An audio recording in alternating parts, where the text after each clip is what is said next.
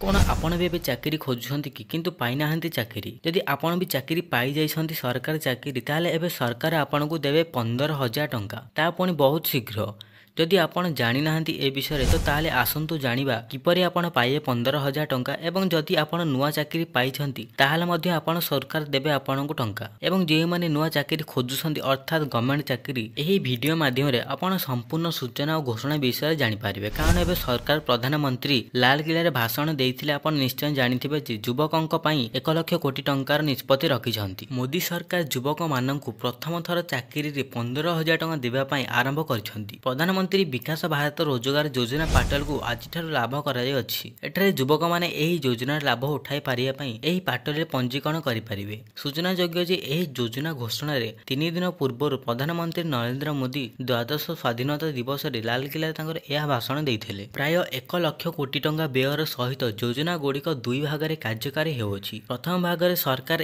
1 जुलाई 2025 रु 31 जुलाई 2027 मध्य प्रथम चाकरी पाइथिबा युवक माननकु 15,000 टंका सहायता प्रदान करेंगे। द्वितीय भाग में सरकार नियुक्तित माननकु चाकरी देवाई आर्थिक सहायता मध्य प्रदान करेंगे। केंद्र कैबिनेट 1 जुलाई 2025 रे प्रधानमंत्री विकास भारत जोगाण रे योजना नामक एक नियुक्ति संबंध में प्रोत्साहन योजना को अनुमोदित करथिले। 69,446 कोटी टंका व्यय सहित एही योजना रे 2 वर्ष मध्य देशर 3.5 कोटी रु अधिक नियुक्ति सृष्टि को प्रोत्साहित करने लक्ष्य रखिअछि। प्रधानमंत्री विकसित भारत योजना रे उत्पादित क्षेत्र उपरे विशेष ध्यान दे समस्त क्षेत्र में नियुक्ति सृष्टि करुछंती एवं सामाजिक सुरक्षा को मध्य प्रोत्साहन लक्ष्य रखी 15,000 टंका देबे बोली घोषणा करिछंती। एही योजना अधीन नूतन चाकरी पाइथिबा युवक माननकु 2टी किस्ती रे 15,000 टंका मिलिबो। एही राशि 2टी किस्ती रे दियाजिबो। एही टंका आधार रे सेतु पेमेंट सिस्टम व्यवहार करी प्रत्यक्ष लाभ हस्तांतर मोट माध्यम रे युवकों को दियाजिबो। एहा सहित नियुक्तिदाता माननकु प्रति कर्मचारी प्रति मासरे सर्वाधिक 3,000 टंका पर्यंत प्रोत्साहित दियाजिबो। एही टंका सीधा सड़क नियुक्तिदाता पैन लिंक होइतिबा अकाउंट को